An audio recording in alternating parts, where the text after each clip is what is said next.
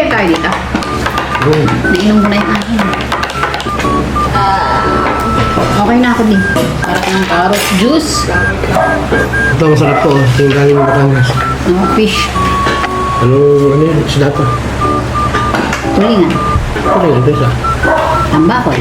Bibili ka na para makainom ka ng gawat na makapahinga Ay, ka. din naman. Yung ano. Jay. Yung ano ni Ate Dayan. Nasa kanin. Nakatinola. Tinola na may kalabasa.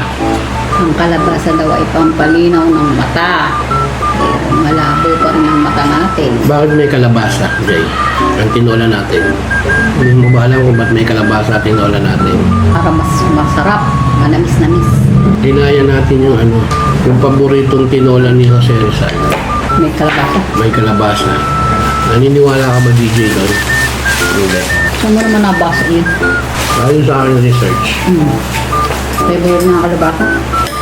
favorite niya, ang tinola na may kalabasa. Dayan, let's go! Iinom ka ng gamot! Si ate kaya hindi makakain pagod. Tinakbo niya yung kaya po. Sobrang antok. Ang daddy mo lasing sa antok. Ang oras kami nagising. Hindi na rin. Okra? Tingnan rin mo. Sarap yan sa ano, yung pritong isda na yan sa kape. Sabaw kape. Kilala niyo to. Sarap to, kay Mito. Ate, patitikimin kita niyan. Ano ba yan? Star apple? Sarap yan, promise. Yan naman star apple, yan ang mga paboritong prutas. Si Apolinario Mabini. Nabuhay ka ba sa panahon nila? Dami mo. Tuntulingan naman. Paborito naman yan ni Juan Luna. Chismis doon, history ngayon. Kaya yun, chismis lang yun. Business lang yan. Nalaging history na. Hindi totoo. Gawang kwento lang pala ng dati. Ng dati mo. Sari-sari. Kala ko totoo. Maniniwala na ako. Pero yung, ang sport ko nung bata pa, Yan na tayo sa sports ni daddy. basketball, sports ko yun. Nagdadang ako dati eh. Gano'n makataas ang court noong... Sinasabit sa pinto. Na kapag gusto nyo magpaturo sa akin ng sports, kahit anong sports alam ko. Tennis na. Badminton, table tennis, darts, mga laro ko dati yun eh. Pati board game, chess, Baka sports mo. Ano ng daddy mo? Diba? No? chess. Gusto ko go-kart. Ano yung go-kart? Ano ka ha? F1 ka pa rin ha? Ah, yung sasakyan. Yaya sila. Saan? Ay, mamaya mag-ano ako daddy. Tamalis ng ulam. May suman din.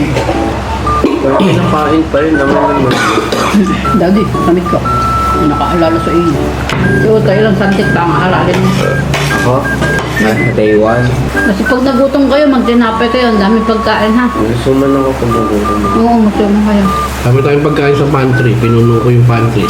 Ang rat, ang daming pagkain. Para pagbukas nyo yung mamimili na lang kayo ng pagkain doon. Gusto nyo, imported na pagkain.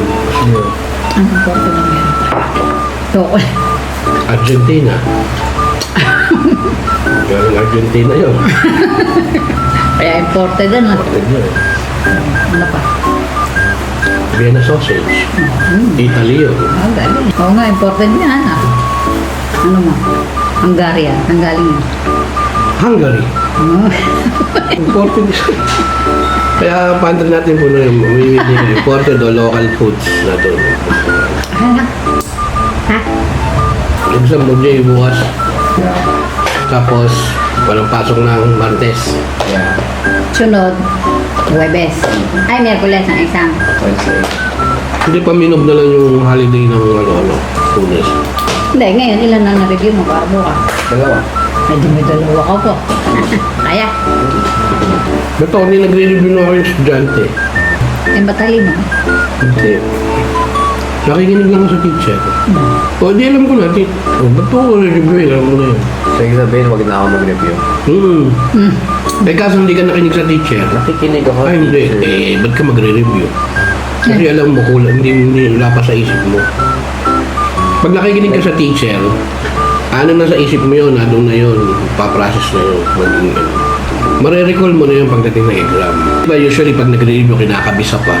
Magkukulong ko sa karto. O, ano sa akin, wala akong nagkakabisa ako, may exam ako. Ganun Ikaw, ako. kabisat.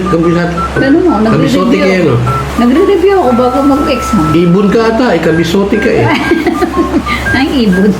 Yung ibon kabisote. Pagdating ko pa lang sa school, ay dito ka mo po. Medina. Ikaw kopya pala. Kaya ako, pag alam ko ng pasado ako, hindi na ako nagre-review. Ang laki naman ng ego mo nun. Hindi na ako nag-aim ng number 1. Taas ng pride. Hindi ako nag-aim ng number 1. Basta pasado, alam ko ng pasado. Okay na, hindi na mag-review. Pasado na ako eh. Kasi nung time namin, Utoy, hindi kasi uso yung kagaya ng grading na yun na na kahit sa anong section ka. Pwede kang mag-star honor, pwede kang ano yun dati. Tapos, Boss cute, yun ang mga award. tapos kukuha lang sa bawat section ng isang pinakamagaling sa bawat section. Unfair. Mas magandang grading system na yun. Unfair dun sa ibang section. Parang ano ba, inferior sila dun sa pilot section? Inferior ba Hindi sila? kasi kaya daw ko kasi ang pilot, advance ang to. Kung mali yun, pare-pares nagbabayad ng tuition eh. Bakit i-advance mo turo doon eh? Bakit? Eh kasi mabibilis mag-pick up Ang- kung nasa pilot mabilis maturuan dahil matatalino yung Mali yun. Pag minamalit na niya yung mga estudyante, hindi mo mag-improve yun. Kaya mas maganda ang grading system niya. Oo, dati pag sinabing pilot, yabang-yabang mo. Kulilat ka naman sa pilot. Di ba? Eh, dun sa mga ibang section, matatalino naman eh. Pagka nag-departmental exam, makikita mo, mabababa yung mga nasa pilot na iba. Tapos yung nasa ibang section, matataas. Eh, departmental yung isang klaseng exam yun. O ba't di nila ina-adjust? Bakit yung mga bobo sa pilot, tayo nila ilagay sa ibang section, yung matatalino sa ibang section, ilagay sa pilot. Kaya tama lang yung gano'n. Ngayon, pare-pares lang ang grading system. O kung pumasok ang grade Walang mo sa... pilot. Pumasok ang grade mo sa ganun sa bracket na yun, na honors. Oo, with Pasok ka honors. na. Parang college. Yung mga Latin award. Kahit anong kurso ka, basta ang bracket mo, nasa bracket ng Sarap. award, ng Latin award. Tignan natin Yeah, ang okay. kay Me Too.